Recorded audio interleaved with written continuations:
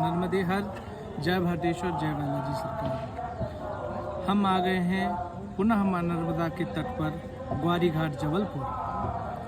आज अभी जब हम दीपदान करने के लिए आ रहे थे तो अचानक हमको एक महापुरुष संत स्वरूप में साक्षात, हमको तो ऐसे लग रहा था कि जैसे भोलेनाथ आ गए हों, उनके दर्शन हुए। हमने उन्हें प्रणाम किया।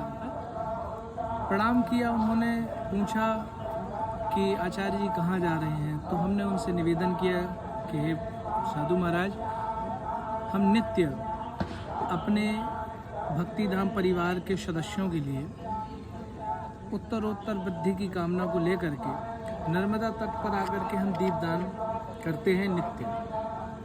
तो उन्होंने एक बड़ा गंभीर प्रश्न किया कि आचार्य जी, आप जानते हैं कि जो एक कलश होता है उसमें जल रहता है। हम कोई भी पूजन करते हैं तो वहाँ पे हम कलश स्थापन करते हैं, तो कलश स्थापन में हम जल भरते हैं और उसी कलश के ऊपर हम दीपक को विद्यमान कराते हैं। तो उन्होंने कहा कि आप जानते हैं कि अग्नि और जल का कोई समन्वय नहीं है, तो आखिर ऐसा क्यों किया जाता है। हमारे मन में भी शंका हुई। हमने हाथ जोड़ करके प्रार्थना की कि आप साक्षात भगवत स्वरूप हैं, कृपया करके आप ही इसका उत्तर दीजिए। तो उन्होंने इतना सुंदर और इतना सरल इसका अवलोकन किया कि उसको सुन करके मन एकदम प्रसन्न हो गया।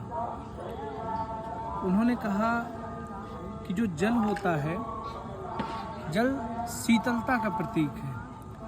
आप कोई जल बह रहा है, नदी हो, तालाब हो, कहीं का भी जल देखिए तो बड़ा शीतल और उत्तम जल होता है। और दीपक जो है वो प्रकाश का स्वरूप है। हमने कहा बात तो सही है महाराज जी। तब उन्होंने समझाया कि जो मनुष्य हैं, साधक पुरुष हों या गृहस्थ हों, कोई भी हों, जो भी मनुष्य है उसको अपने जीवन में जल की तरह शीतलता का अनुसरण करना चाहिए। जैसे हम साधक हैं, हम भगवती की आराधना करते हैं ताकि आप लोग का कल्याण हो सके और यथा माँ नर्मदा की कृपा आपको प्राप्त हो। तो हम लोग इस विषय पर साधना करते हैं। तो उन्होंने बोला कि जो साधक होते हैं ना, उनको जल की तरह ही अपने अंदर की इंद्रियों में, अपने मन में शीतलता लानी चाहिए। फिर उन्होंने कहा जो दीपक है, दीपक का कार्य है कि जब वो जलता है तो समस्त जो अंधकार है उस दीपक के प्रकाश से विनाश हो जाता है।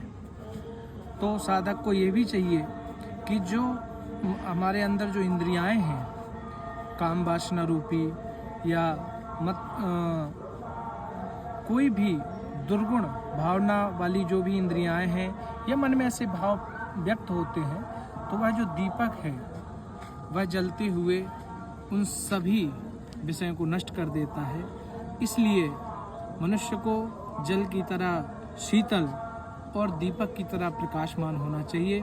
यह हमें महाराज जी से एक बहुत ही सुंदर सीख आज की प्राप्त हुई। आशा है कि आप सब स्वस्थ होंगे और इसी तरीके से आप हमारे भक्तिधाम चैनल से जुड़ते रहिए ताकि हम आपके जीवन में सुख, समृद्धि और ऐश्वर्य की कामना माँ भगवती से करते रहें और आप लोग उत्तरोत्तर वृद्धि करें। नर्मदे हर, जय भाटेश्वर बालाजी।